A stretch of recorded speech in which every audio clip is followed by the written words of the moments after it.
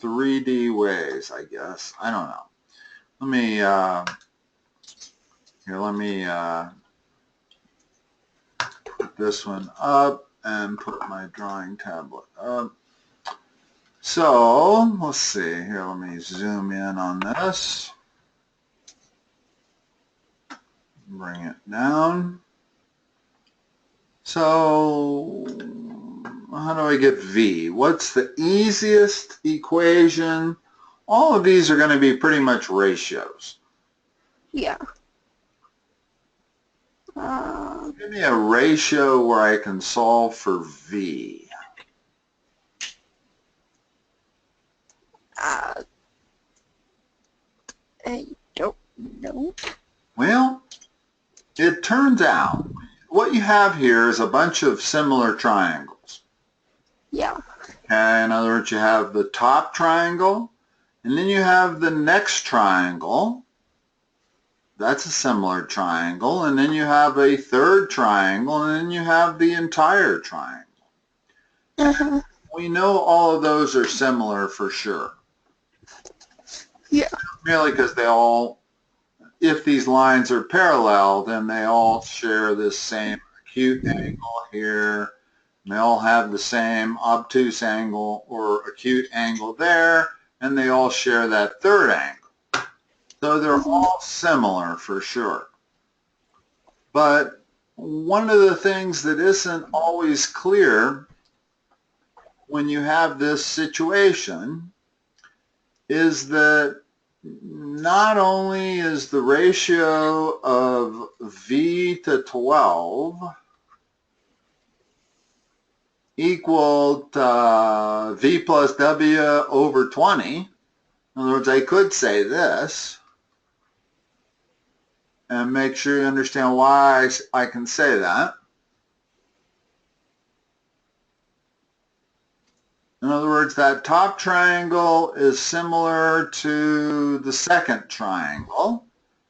Mm-hmm. So I know that this side of the top triangle relative to this side has to be the same as V plus W relative to 20. Yeah.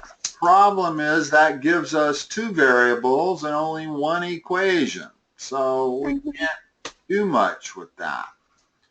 Well, there's one other relationship that's not quite as clear.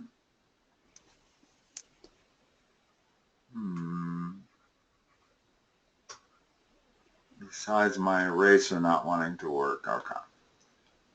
Okay.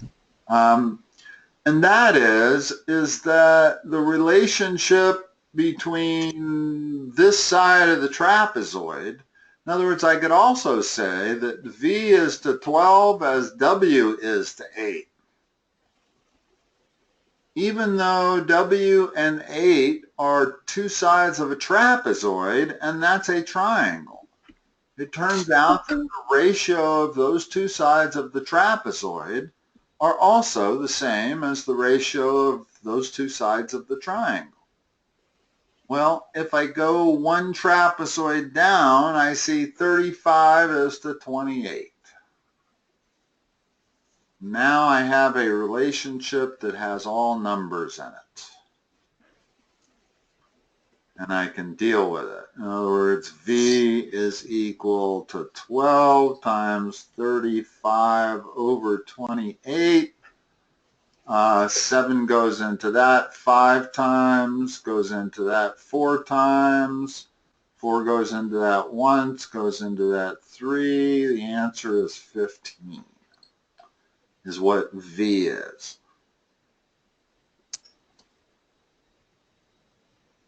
Okay. Okay.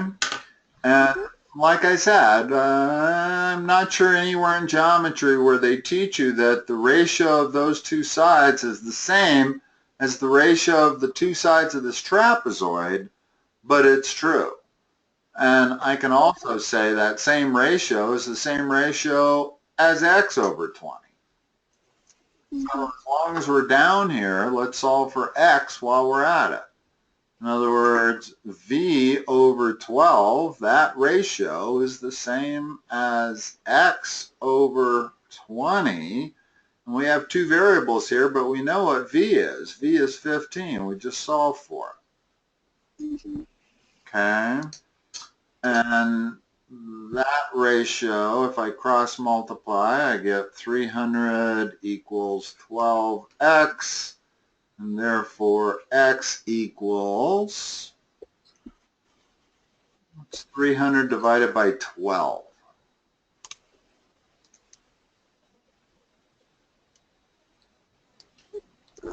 It is 25. Oh, okay. No, I should have known that. Okay, so x is 25. Okay, so now we have x, v, x, w, x, y, z. We can also solve for w using this same ratio. In other words, 15, which was v, over 12 has to equal w over 8.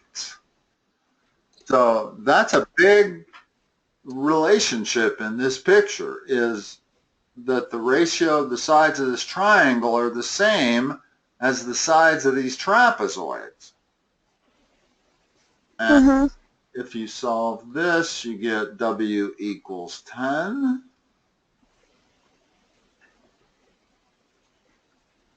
Now, let's see. We've got v, x, and w. The only two are y and z. What ratio is true that we could solve for y?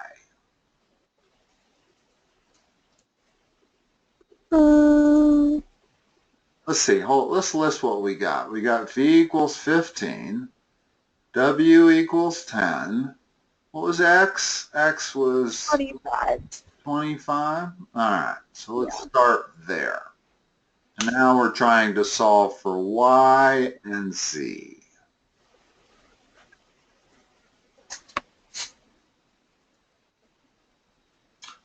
Now use the top two similar triangles. In other words, here, let me draw them separate. Sometimes when you're dealing with these figures, it's easier to recognize what you're looking at if you draw it separately. There's the top triangle, okay? There is the second triangle, which we know is similar. Has to have the same three angles. This is 12 plus 8, so that's 20. This is v plus w, so that's 25, and that's y. So what ratio can I say? You can do 20 over 12 is equal to y over 21. Yeah, there's actually all kinds of ratios you can do. In fact, let me point out, and that will give you the answer. Let's see, does that simplify very easily? What's y equal to?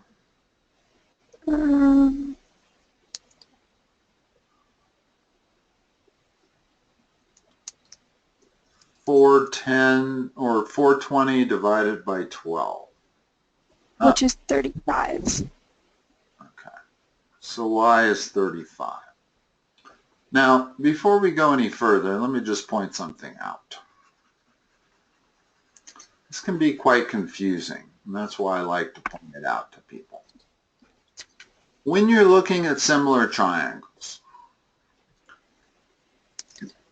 you can say that this hypotenuse, this isn't a right triangle, so I can't call it a hypotenuse. But the side that's 15, I can say 15 is to 25, as 12 is to 20, as 21 is to 35. You see all of that? But you can also say, and this is the part that's a little surprising, is that if I look within that triangle alone, well, I can say 15 is to 12 as 25 is to 20. In other words, not only is the ratio of corresponding sides between the two triangles the same ratio for all three sides, but the ratio between two sides of a single triangle is the same as the ratio between the same two corresponding sides of a second triangle. And in fact, I could go all the way. Let's say I said 15 is to 12 as 25 is to 20 as y is to 21. And y was 35. So those ratios are also always the same. Mm-hmm. And notice what happens. In other words, I've got those two ratios that are the same, and these two ratios are the same. They're not the same ratios, but notice when I cross multiply, I get 20 times 15 equals 12 times 25. Down here, excuse me.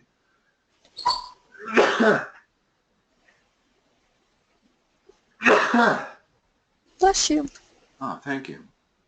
Yeah. Down here in the lower circle one, I get, when I cross multiply, 15 times 20 equals 12 times 25.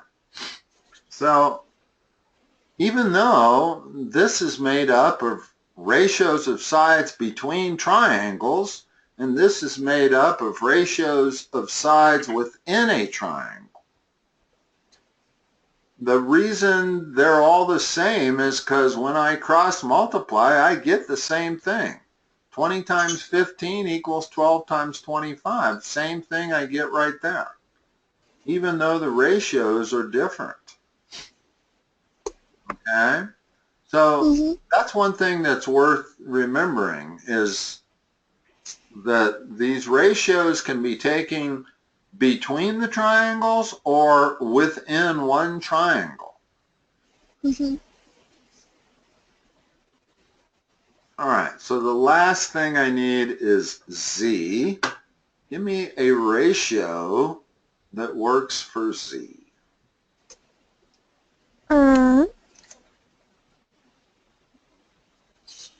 You could do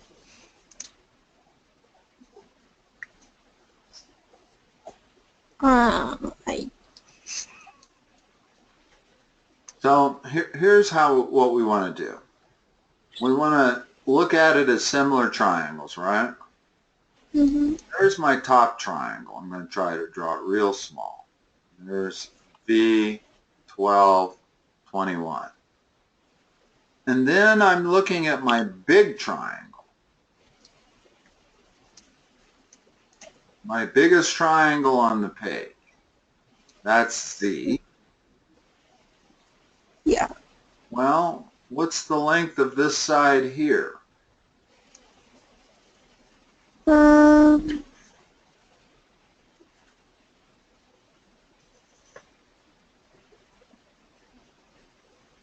The angled side.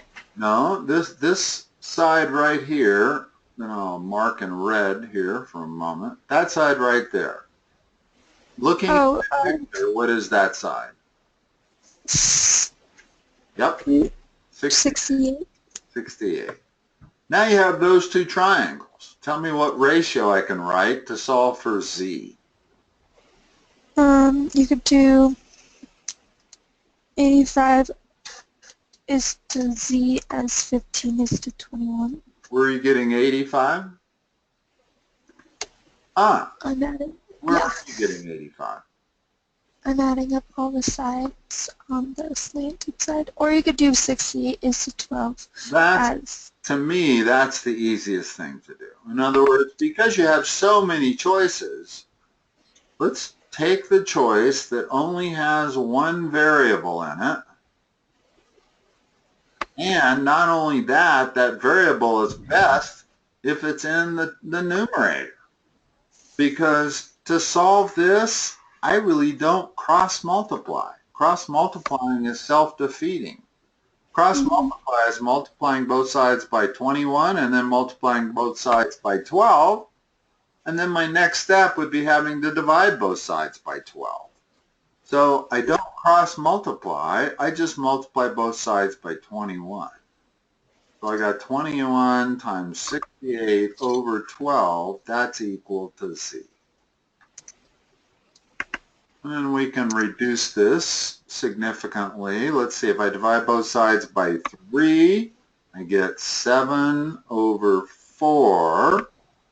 And now I can divide top and bottom by 4, and I get 14. Not 17, excuse me. 17 times 4 is 68. And now 7 times 17, relatively easy. There's my C.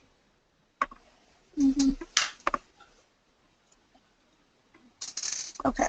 So not only did we have all of these similar triangles, have all of these different ratios that are true, but we were able to compare V with 12 and relate it to W with 8, which is amazing because W and 8 are sides of a trapezoid, not even a similar triangle. So that's the one that's not always clear, but it happens to be true. In fact, V is to 12, as W is to 8, as 35 is to 28, as X is to 20. Only thing you have to be a little careful with, my other student did this. He said 12 is to 21 as V plus W is to Y. And you see why that's wrong? He's basically saying 12 is to 21 as V is to 21. Yeah. And that's not true. In other words, 12 is to 21 are the left and the bottom sides of that triangle. V is the right side of that triangle. So you're not relating corresponding sides of the triangle together if you do it that way. And so you got to be careful about assuming some ratios that aren't true. Okay. All right. Have a look at the two bottom ones. These are straightforward. I think the time is going to save me from having to figure out your bonus question. Maybe by the next time I see you, I will have figured out that bonus question. I don't know if that'll help or not, but so in number 32 we have a cliff, and the cliff casts a shadow. In other words, the sun is right there, and the cliff casts a shadow that's the base of that triangle. And the person who is 6 foot high casts a shadow, assuming the sun's coming from the same angle, which it wouldn't be exactly, but since the sun is 93 million miles away, it effectively is the same. Okay? And the person's shadow is right there. Right? Yep. Okay. And the person is 6 foot tall, and the cliff is casting a shadow of 72 feet. So that measurement is the cliff's shadow. And if Eddie's shadow is 10 feet, how tall is the cliff? Give me a ratio. I'm going to call the height of that cliff Y.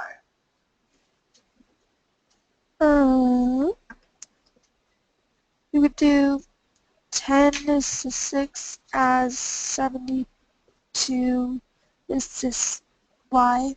Correct. And even though y is in the denominator, that's fine. You can still solve it by cross-multiplying. Remember that if you have a choice, you would rather have y in the numerator. In other words, if I could go back and do this relationship, I would say 6 is to 10 as y is to 72. Notice that's a one-step problem. That means y is equal to 72 times 6 divided by 10. One step. Down here, when y is in the denominator, I got to go 10y equals 6 times 72, divide both sides by 10, and then I get that for y. Well, notice that's the same as what I have right there, exactly. It's just this was 2 steps, that was 1 step. When you're doing these, you're always better off if your numerator is the variable. If there's only one variable, try to make it your numerator. It'll save you 1 step on the problem. Okay. Not a big point, but worth mentioning, maybe. All right, number 33 is a question about R sub L, R sub A, and R sub V, right? Remember when you were doing these and every question had those 3 on all of them? Yep. Well, let's put those 3 in here also. Hold on.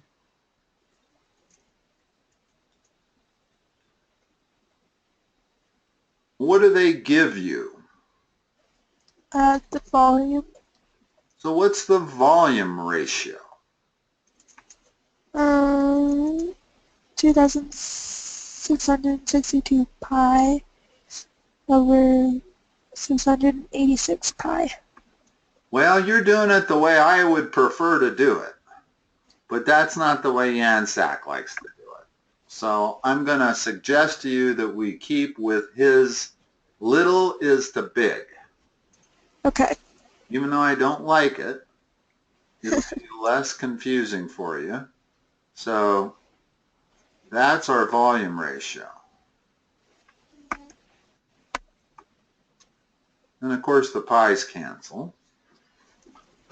And they want the surface area. Well, the easiest way to get the surface area is to go back and get the linear ratio and then square the linear ratio to get the surface area, right?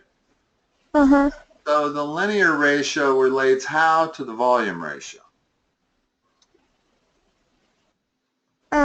It would be like The cube root, right? Yeah. So find the cube root of the top and the bottom. I think they're both integers. The only saving grace about Yansack's method here is that all of his problems come out to be integers when you take these cube roots. It's the cube root of 686. I don't think my calculator is working.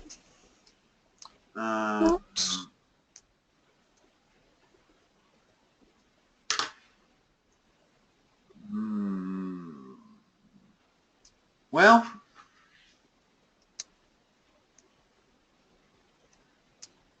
let me finish the problem then without your calculator working, and then you can go back and get your calculator working and come up with these numbers. The area ratio is going to be what? Relative to the linear ratio. It's going to be the linear ratio squared, right? Yeah, so it'll be Well, here's the linear ratio. 2/3. To the 1/3. That's the linear ratio. If we're going to square that, then all you do is multiply the numerators or the exponents. So the area ratio is the linear ratio squared, or you could say it's the volume ratio to the 2/3 power. Mm-hmm. And that's going to give you the number we need, the area ratio, because they give us the area of the big surface. So I'm going to be able to say the area ratio is equal to the volume of the small relative to, surface area is what they give us. So it's the surface area of the big in the bottom, which is 1936 pi, and then I'll let that be x. And so that's what x is going to be, the surface area of the small. Okay. Okay? And this is about as complicated as they get for these kind of problems, because it's very difficult to go directly from the volume ratio to the area ratio. And the way Mm-hmm. everybody really wants to do it is they want to go from the volume ratio to the linear ratio. Whatever that ratio is, square it, you get your area ratio, and then your area ratio is equal to the ratio of the areas of the two figures they've given. It turns out that if everybody knew this little trick, notice there's no reason to figure out the linear ratio. I don't need the linear ratio here. The only Yeah. thing I need truly is that ratio. Once I get that ratio, then I'll be able to figure out x. But I do need to get that ratio. So you do need a calculator, and whether you do it in 2 steps or 1 step doesn't matter a whole lot. Most people are probably more comfortable doing it in 2 steps, which is to find the linear ratio and then square that to get the area ratio. All right.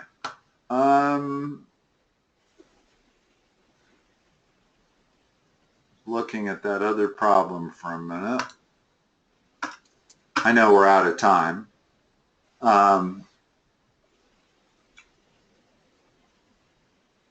Is this something that there's any value for you to turn in before our next session, or is this just No, review for a test? it's just a bonus. Like, if I get it right, I can get bonus, but I have to get them, like, all right. By when? He said I can turn it in whenever. All right. Well, let me work on this and give it some thought and see if I can figure out conceptually how we're going to prove that that figure is a rhombus. And a Okay. rhombus would be 4 equal sides. So it shouldn't be that tough now that I think about it. That's all we have to prove is that EF equals FG equals GH equals EH. And Uh-huh. I think we might be able to do that, but I'm going to have to look at it a little bit longer and work on it a little bit. Hopefully the next time I see you, I'll have the answer. Okay. Okay? All right, Allie. Have a good one, and I will talk to you next time. Okay. Thank you.